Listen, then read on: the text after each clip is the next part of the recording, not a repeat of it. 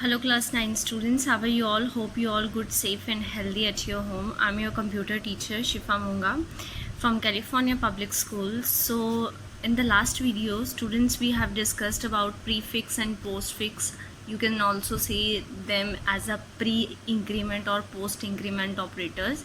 So in this video we are going to start from the counters and accumulators. So let's get start. What is counter? Counter का मतलब है the thing which counts something. ऐसी कोई चीज़ जो कि किसी चीज़ को काउंट कर रही है उसे हम बोलते हैं काउंटर. तो counter are the numeric variables.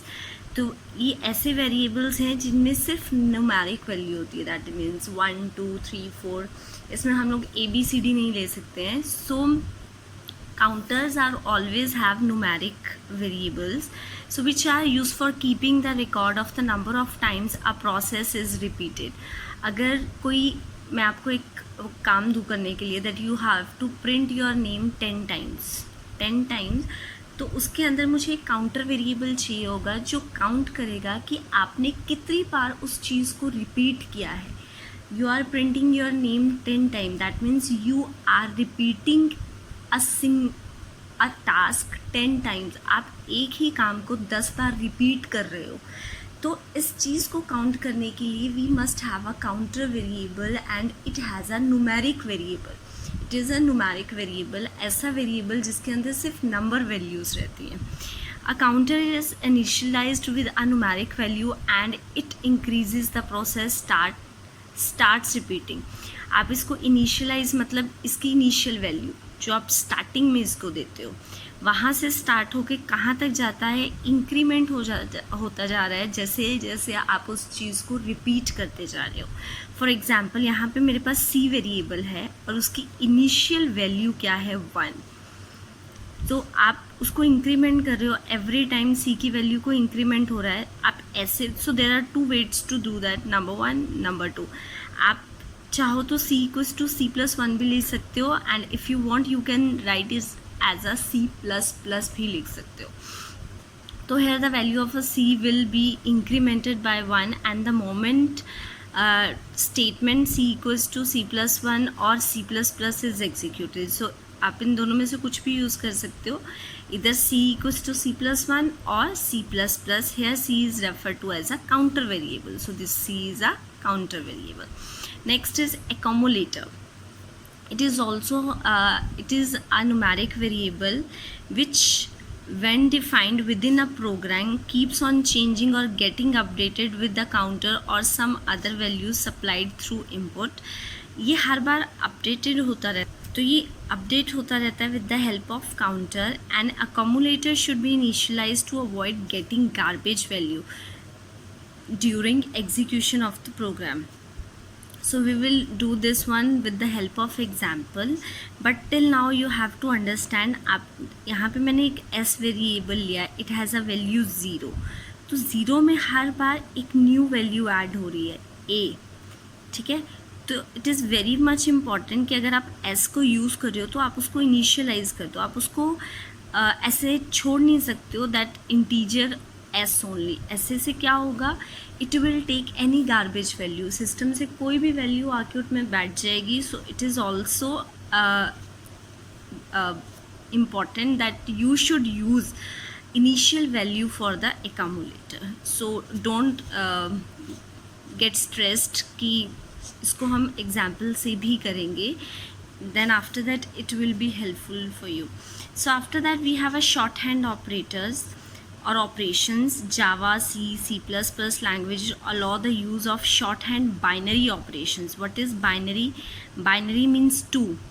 That is an expression can be written in short form as shown in the table. So this is your example. This is expression. आप उसको ऐसे भी लिख सकते हो. That is called your shorthand form. A equals to A plus B. You can also write as a A. दोनों के बीच में जो ऑपरेशन है वो लिखोगे equals to B. Clear? So equals to ये आपका left hand side, this is your right hand side. Left hand side में वेरिएबल नंबर 1 साथ में ऑपरेटर, इधर variable number 2. That means operand 1 then operator equals to then operand number 2. C equals to C minus D, that means C minus equal to D. Clear? M equals to M into 10. M into operation equals to 10. It's a constant. D equals to D by 2. D then operator equals to null constant. X equals to X modulus 2. X modulus equal to 2. Clear? So after this we have a number of examples. So let's do it. So I have written number 1 on notebook as well. So let's do it. We have a variable p has a value 5. d expression d के अंदर क्या है, पूरा expression है और इसका जो भी आंसर आएगा वो किसके अंदर चला जाएगा, d के अंदर. So initially in the memory we have like this, p has a 5 but d is blank here. ठीक है, d की कोई वैल्यू अभी असाइन नहीं हुई है. सो यहाँ पे मेमोरी बनाओगे because it has a pre increment. So let's do. What is the rule of pre increment? First increment करोगे उसके बाद यूज़ करोगे. This is the rule of pre increment. So p has a value 5. पहले क्या करना है, increment. क्या करोगे, 6. फिर उसके बाद +5. ये तो वैसे ही है +5. 5 इज़ अ कांस्टेंट, ये चेंज नहीं हो सकता. तो इसी वैल्यू को यूज़ करोगे. सो 6 + 5 = 11. तो आपके d का आंसर क्या आ गया, 11. तो यहाँ पे आंसर क्या आ जाएगा, 11. So let's see, is it correct? Yes, it is correct. Now example number 2. So I have written example number 2 here. So in this we have a has a value 48. Clear? अब आपको क्या करना है, जब इस expression को solve कर दोगे जो आंसर आएगा वही यहाँ पे ओवरराइट कर दोगे. Next, a plus plus means post increment. First use then increment. Clear? इसका रूल क्या है, पहले इंक्रीमेंट देन यूज. ओके, पहले use. What is the value of 48? What is the value of a? 48. पहले यूज, उसके बाद मेमोरी में increment. Okay, next plus. पहले क्या करोगे, पहले इंक्रीमेंट. इनिशियल वैल्यू क्या है, 49. अब मेमोरी में कितनी हो जाएगी इंक्रीमेंट करके, 50. और इसी को क्या करोगे, यूज़ करोगे. Then 48 + 50.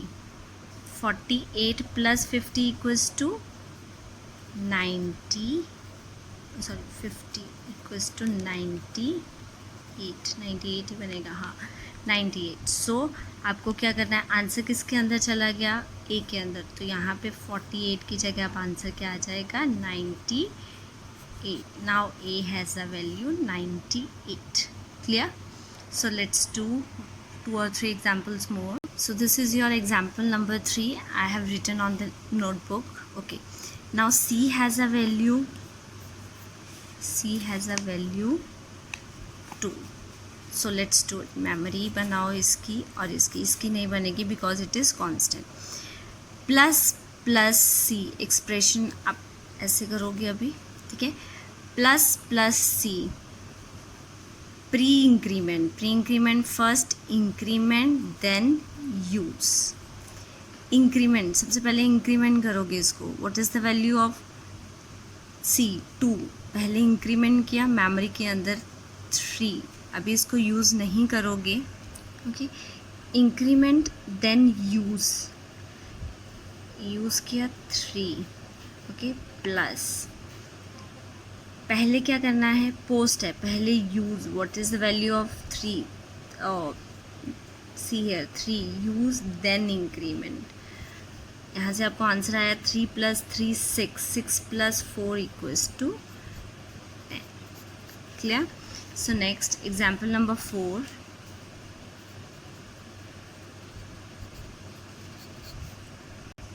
So this is your example. M has a value 12 and you have to calculate the expression. और इसका जो भी आंसर आएगा that will direct to the n. So m has a value 12 but n do not have a value right now. ठीक है, इसकी memory बनेगी, इसकी नहीं बनेगी. दिस इज प्लस ऑपरेटर और इसकी मेमोरी बनेगी. ओके, m प्लस प्लस पहले क्या करना है, use, then increment. 3 into 5 plus पहले क्या करना है, पहले करोगे decrement, minus minus m, decrement. Memory में कितना है 13, डिक्रीमेंट होके कितना होगा यहाँ पे 12, उसके बाद यूज़ करोगे. Clear. 12 into 5 plus 12 into 5 60, 60 plus 12 equals to 72. Clear? So your answer is 72. Clear? So example number 5. Okay class, this is example number 5. We have a y value 14. This is expression, so let's do it.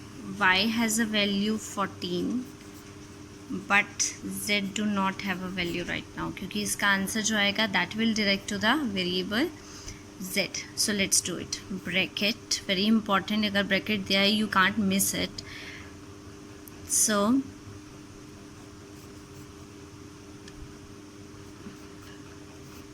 firstly make a bracket, after this we will move to that one. Okay, so these things are replaced with the memory.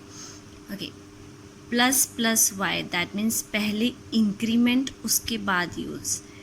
Increment 15 then use 15 into पहले use then increment. Use memory देखो 15 है, then increment 16. यहाँ पे क्या आ जाएगा, that is your plus 5 यहाँ पे. So what is now 15 into 15 plus 5. This is the correct one. Clear. Now तो यहाँ से चलना स्टार्ट करते हैं. सबसे पहले मल्टीप्लाई आया, उसके बाद इफ़ यू रिमेंबर हमने किया था hierarchy of operators. So if you remember we have done hierarchy of operators. सबसे पहले ब्रैकेट को सॉल्व करते हैं, then multiply and divide, then plus and minus. So if we go through from left to right, यहाँ से चलते हैं तो सबसे पहले क्या आता है, मल्टीप्लाई, देन आता है ब्रैकेट. तो सबसे पहले आपको क्या सॉल्व करना चाहिए, you must solve the bracket first. 20. okay, so 20 आ गया यहाँ पर. then you have to multiply both of them. 15 into 20 equals to 300. so your answer is 300. okay, so after this we have example number 6, 7, 8, 9, 10. I just want you to solve this example. So this is all about today's period. In the next period we will discuss some more examples and some more interesting topics related to this. So till then, take care, bye and have a good day.